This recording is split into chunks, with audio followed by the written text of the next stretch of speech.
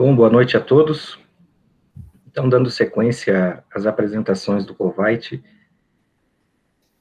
nós, os professores Lucas Liz e Lucas Reitz, iremos apresentar um projeto desenvolvido e o acompanhamento, né, desse projeto de transgressão do ensino presencial para o ensino remoto na rede estadual de ensino, né, mais especificamente no SEDUP Industrial de Lages.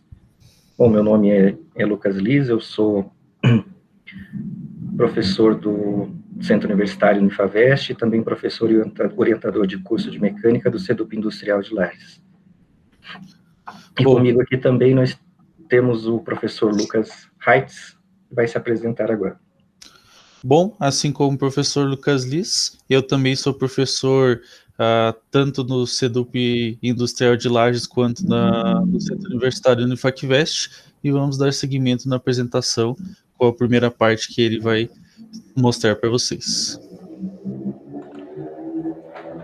Então, fazendo uma introdução, né, do SEDUP Industrial de Lages, na verdade o SEDUP Industrial de Lages ele é uma das mais renomadas escola técnica de Santa Catarina, né, da Serra Catarinense, formando técnicos desde a década de 60, mais especificamente em 64, com foco nas áreas de mecânica e eletrotécnica, né, nos quais nós temos os cursos de pós-médio e ensino médio integrado. E o objetivo do nosso trabalho, né, então este trabalho ele visa mostrar essa transgressão do ensino presencial para o remoto, analisando, né, esse percurso de implantação, capacitação, né, dos profissionais envolvidos e também dos alunos, essa migração das aulas remotas, né, que até então a gente ainda estamos nesse modelo, né, foi um modelo que ele teve início lá em abril, mais especificamente em 6 de abril, nós iniciamos, né, esse processo de transgressão, migramos a aula presencial para o ensino remoto. Então, nesta apresentação, a gente vai estratificar e desdobrar um pouquinho, né, esse caminho que a gente seguiu, né, desdobrando as ações que foram tomadas, definindo esses papéis e responsabilidades de todos os envolvidos no processo, né, desde a Secretaria da Educação, CRE, né, que é a nossa gerência de educação aqui da regional, SEDUP, os professores e alunos, né, e alguns resultados, assim, que foram obtidos, né, após esses praticamente 7 meses de trabalho nesse novo modelo de ensino. Então, como estratégia, né, da Secretaria de Educação, primeiramente, o foco, né, a principal ideia foi disponibilizar, né, a todos esses alunos da rede estadual essa oportunidade, né, de acesso às atividades escolares não presenciais, né, nesse período de distanciamento, mas com o intuito de não parar o processo, né. Então, acho que esse é o foco mais importante, é justamente dar essa continuidade. No início foi bem complicado, assim, até por uma questão de ferramentas a serem utilizadas, que a gente vai ressaltar mais à frente, mas o principal objetivo é possibilitar, né, a continuidade do ensino. E também uma parte muito importante também que foi zelar o relacionamento, né, entre escola, professor, aluno e família, né. Então, justamente conseguir conciliar tudo isso, informar todos os responsáveis como que ia funcionar, quais são as ferramentas que iam ser utilizadas, né. Então, esse foi um segundo passo aí importante nessa implantação, né, como estratégia. E outra também foi implementar essas soluções, né, diversificadas de amplo e fácil acesso à comunidade escolar.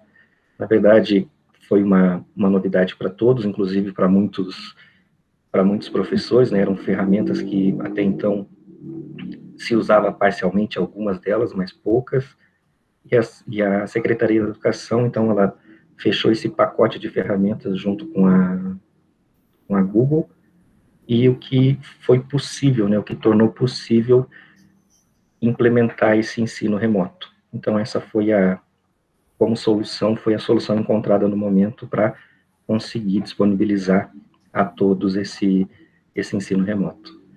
E, uma vez feito isso, né, se ofertou uma plataforma básica que fosse possível, né, que o professor criasse, distribuísse, avaliasse, né, suas atividades nesse período de distanciamento social. Então, esse foi um passo, assim, já todo o sistema já implantado, né, em funcionamento, foi a utilização do Google Sala de Aula e os aplicativos do Google. Então, foi criado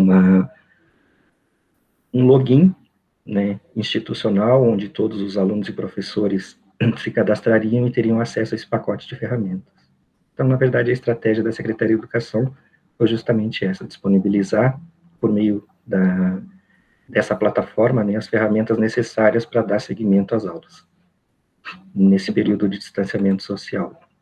Aqui, continuando, né, dando sequência às estratégias da Secretaria de Educação, então, basicamente, se dividiu em dois espaços, né, em dois momentos, que são esses canais de acesso, ou acesso à plataforma, foi pensado de forma que, entendendo que alguns alunos têm acesso e têm o equipamento necessário para estar acessando essa plataforma e as ferramentas, e tem alunos também que não dispõem, né, ou não dispõem de internet, ou não tem um computador, um celular. Então, de que forma que seria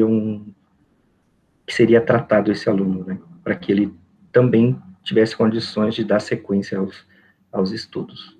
Então, para os alunos com acesso, dentro das ferramentas do Google, basicamente, assim, aqui resumindo, né, entre as mais utilizadas é o Google Sala de Aula, né, o Google Classroom, temos o Google Formulário, o Google Meet para as aulas síncronas, né, Google Documentos, Gmail e o Google Drive. Então, essas aqui são as ferramentas, assim, que ao longo desse processo a gente identificou que foram as mais utilizadas.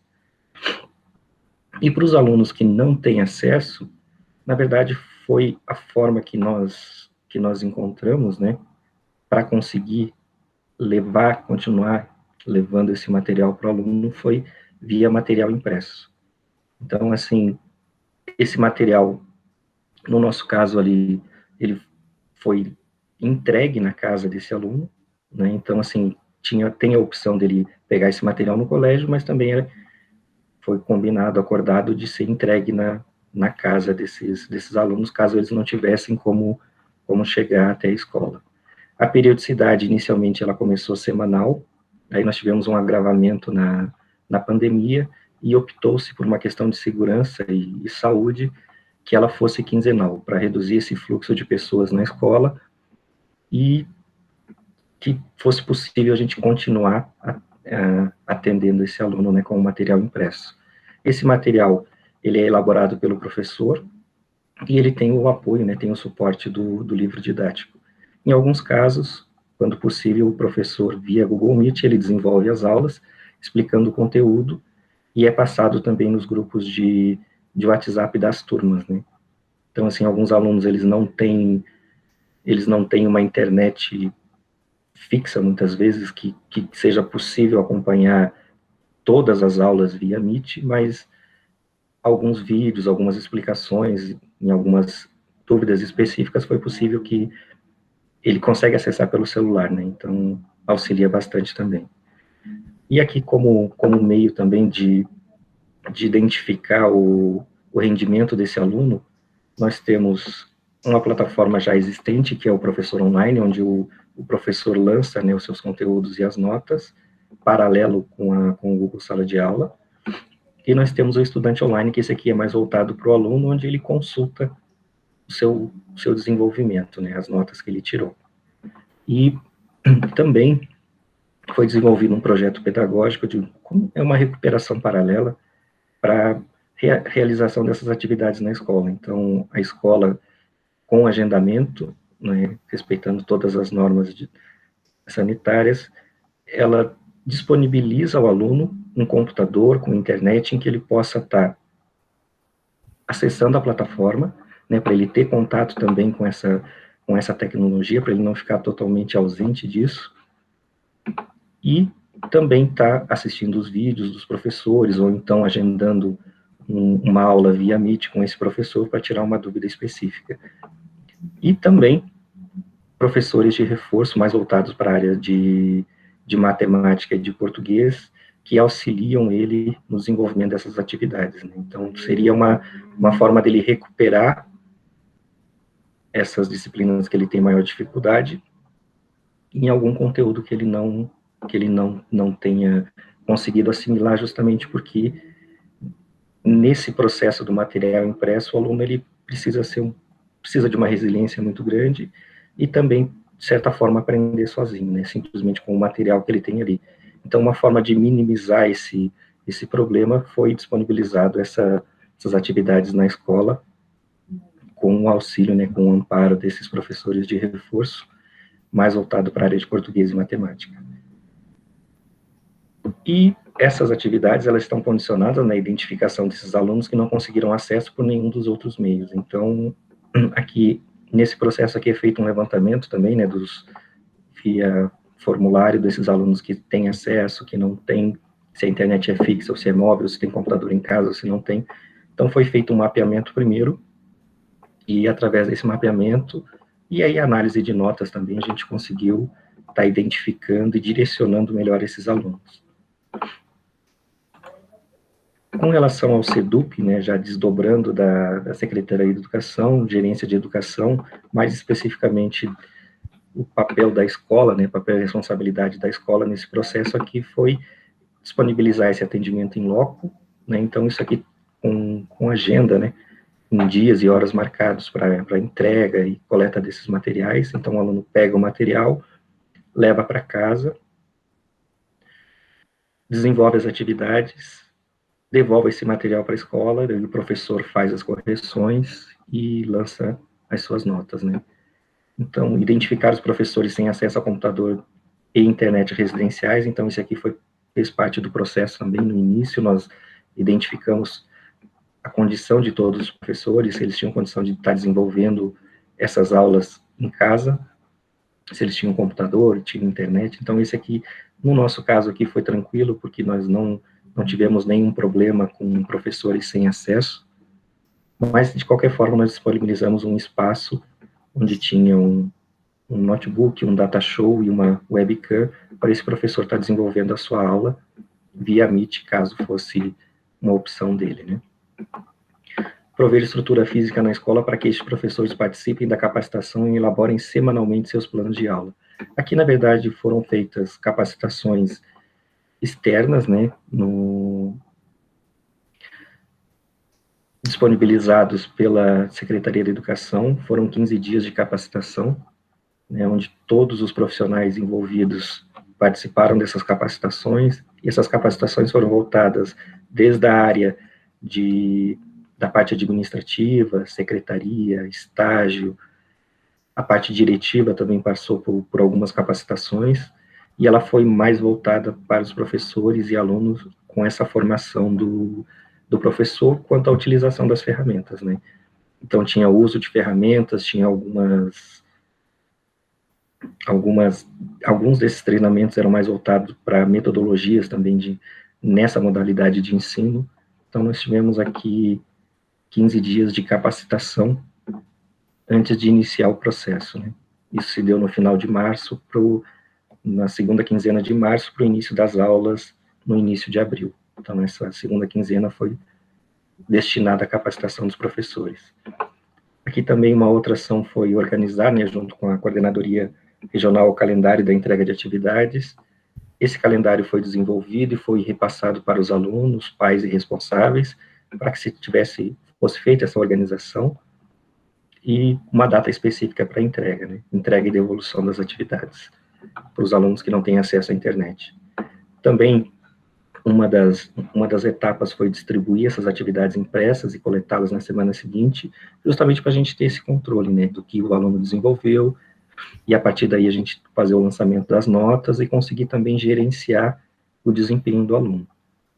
Nesse processo também foram feitos conselhos, e nesses conselhos foram avaliados aqueles alunos que participam, os que não se adaptaram, essa migração também, uma coisa interessante que a gente identificou aqui, é que alguns alunos começaram com a plataforma, no início não se identificaram com ela, e daí logo em seguida passaram para o material impresso, foi uma escolha deles, e a gente respeitou isso durante todo o processo, e eles acabaram voltando para o online, para a plataforma, né. Então, assim, essa distribuição das atividades, ela se deu dessa forma, o processo, o aluno teve toda a liberdade de escolha durante esse processo. Alguns por necessidade, outros por não terem se adaptado, então a gente procurou, né, disponibilizar todo o recurso e o amparo possível para o aluno nesse processo.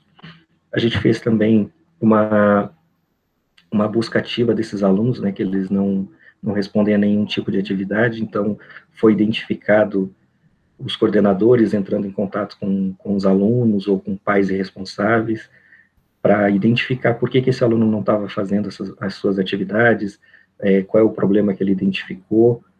Aqui também um ponto que chamou a atenção foi o número de alunos que iniciaram no mercado de trabalho, justamente em função da necessidade, né, que a situação acabou gerando. Então, essa busca, a gente conseguiu recuperar alguns, fizemos visitas nas casas dos alunos, conversamos com pais, conversamos com os próprios alunos também, explicando essa importância, né, de dar sequência nos estudos e não desanimar. Então, assim, foi um processo foi difícil, mas foi muito gratificante. E, por último, aqui nós temos também a organização, né, das atividades para os alunos que não participam por nenhuma das alternativas apresentadas. Então, aqui, esse último ponto aqui, eu reforço a busca ativa dos alunos, no sentido de levar eles para a escola, né, levar eles até uma sala, onde eles têm acesso imediato por um professor. Isso aqui, todo esse processo aqui também foi feito com horário marcado, respeitando as normas de segurança.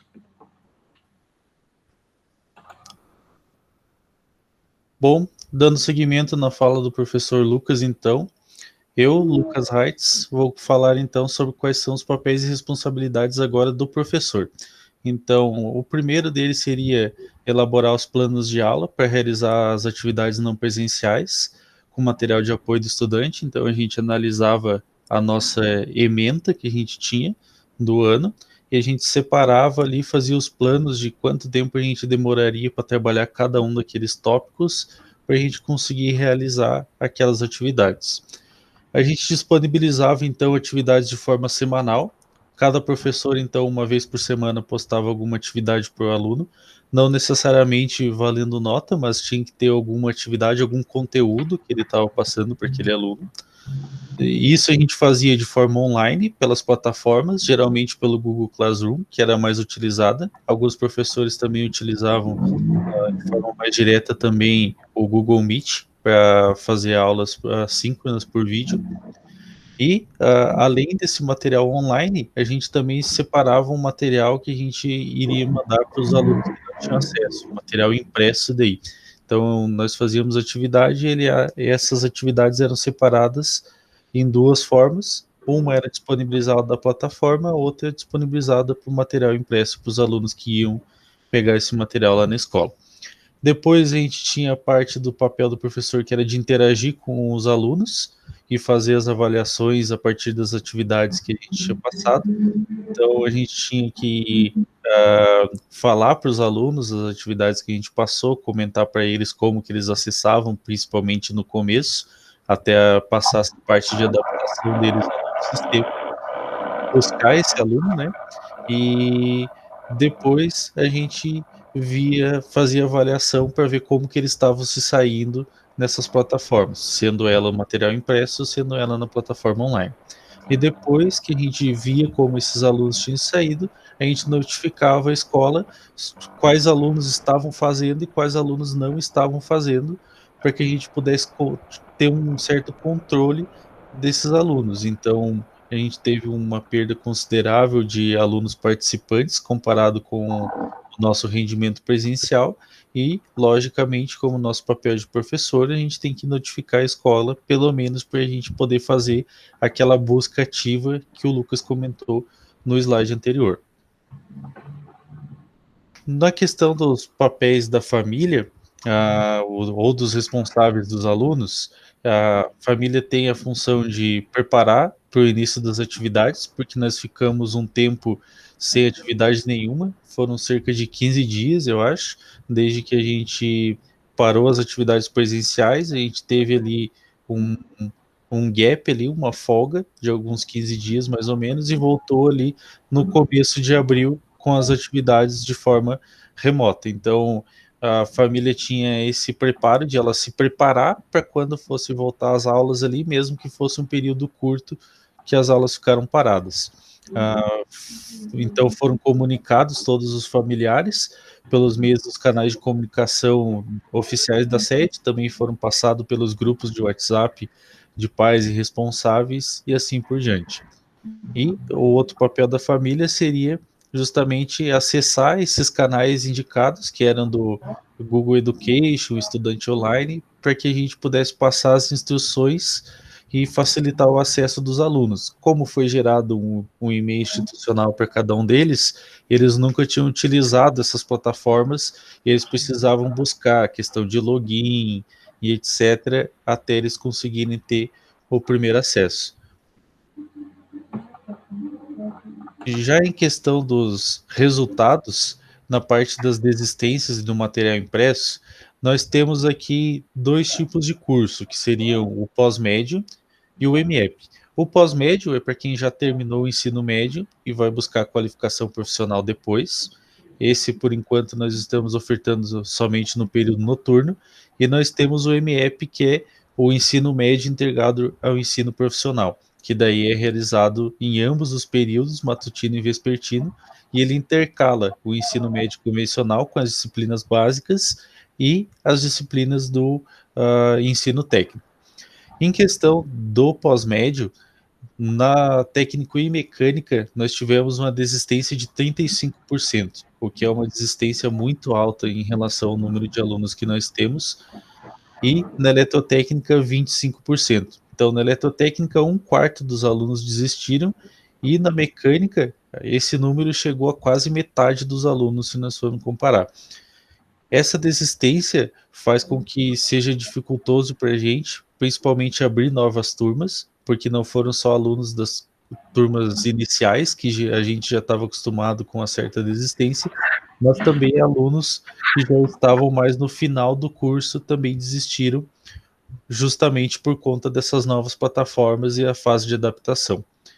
Quanto ao MEP, a gente teve uma desistência muito menor, de 5% e 3%, então foram muito poucos alunos que desistiram, justamente, provavelmente, porque eles já estão mais acostumados a ter que continuar o ensino médio de qualquer forma, independente de qual seja a plataforma que eles estavam utilizando, e também porque eles já têm uma certa adaptação muito maior com essas novas tecnologias. Nós temos aqui no pós-médio, por exemplo, alunos que são de gerações passadas, que muitas vezes nem o computador não utilizavam, que nós tínhamos aulas por software ou aulas que envolviam computação, e nós já tínhamos uma dificuldade muito grande. Para eles passarem para esse novo sistema e terem que utilizar somente um sistema online, sem terem as aulas presencial para eles, muitos deles reclamaram, e um dos motivos grandes dessa parte da desistência foi justamente por isso. Em questão do material impresso, no pós-médio da mecânica nós tivemos 18,6% dos alunos pegando material impresso, e no pós-médio da eletrotécnica nós tivemos 8%. Então são índices baixos, porque a maioria tinha acesso à internet e ficou justamente fazendo as atividades pela plataforma do Google. Já em questão do MEP, uma boa parte dos alunos já não tinha acesso à internet. Então, no MEP da mecânica, nós tivemos 39%, e no MEP da eletrotécnica, 35%. Isso era muito devido, primeiro, aos alunos que estão em risco de vulnerabilidade social, que muitos deles não tinham como ter o acesso à internet por questões financeiras. E uma outra parte também, como o Lucas já havia comentado, foi que eles começaram a fazer as atividades online, e depois eles não se adaptaram e eles acabaram passando para o material impresso depois como consequência. Então nós tivemos altos índices também de material impresso, que as atividades que a gente postava online separava a parte que seria para esses alunos e mandava para a secretaria entregar para eles depois. Aqui, então, para finalizar a nossa apresentação, nós temos um mosaico das nossas atividades durante a pandemia, que foram o que a gente foi fazendo aqui e foi sendo registrado. No canto superior esquerdo, nós temos aqui a Tati, que é uma das nossas professoras orientadoras, numa aula via Google Meet, que a gente fazia também, tanto as aulas quanto as nossas reuniões semanais, nós fazíamos por essa plataforma de vídeo, para a gente conseguir se comunicar de forma mais fácil. No canto superior direito, nós temos aqui algumas atividades presenciais na escola. No centro da parte superior, nós temos uma das nossas alunas do MEP fazendo algumas atividades ali com o uso do notebook, o caderno ali para auxiliar ela durante as atividades. No canto inferior esquerdo, nós temos a entrega do material impresso, demarcado ali algumas faixas para quando eles fossem pegar, tentar ser mantido o distanciamento social. No centro do canto inferior, nós temos o atendimento a psicólogo, que foi uma parceria que foi feita com a CASEF, porque nós tivemos muitos casos também de os alunos desanimarem e pensarem em desistir, e os psicólogos também auxiliavam, além dos problemas pessoais deles, também nessa parte que eles estavam encontrando dificuldades. E no nosso canto inferior direito, nós temos algumas visitas que foram feitas aqui com o professor Lucas e a diretora Ângela, que foram feitas algumas visitas justamente para tentar recuperar os alunos que não estavam conseguindo fazer as atividades ou simplesmente não estavam nos dando retorno, que foi a busca ativa que o Lucas já havia comentado. A nossa apresentação basicamente é essa. Nós tivemos várias atividades e acredito que deu para vocês terem pelo menos uma ideia de como funcionou a escola nesse nosso período de pandemia. Agradeço a todos e acredito que fechamos aqui também. Certo, Lucas? Certo. Muito obrigado a todos.